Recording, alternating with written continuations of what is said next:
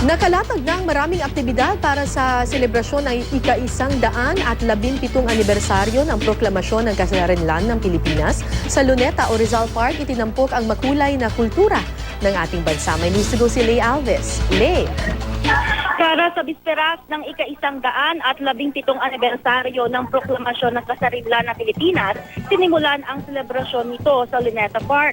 Agaw atensyon ang presentasyon ng National Commission for Culture and the Arts. Tampok ang iba't ibang katutubong sayaw mula sa Luzon, Visayas at Mindanao. Makikita rin sa kanilang booth ang mga Pinoy na cosplayers. May libre ring live sketching. Nagpakitang gilas din ng MMDA band na tinutugtog ang mga awiting Pilipino. Nakadisplay naman ang mga tangke ng AFP. Halos lahat ng mga national agencies ay may booth at exhibit ngayon dito sa Luneta. Sa ilang booth ay makakabili pa ng mga Filipino delicacies at mga native na palamuti. Bukas naman ay may job fair ang ilang ahensya. Sa ngayon, Kara, ay patapos na itong programa dito sa Luneta Park at binigyang parangal nga yung mga ahensya ng gobyerno na may mga nanatanging booth. Nanalo ng first place ang Department of Agriculture, second place naman ang NCCA, at nasa ikatlong pwesto ang DepEd. At yan muna ang pinakahuling ulat mula rito sa Luneta.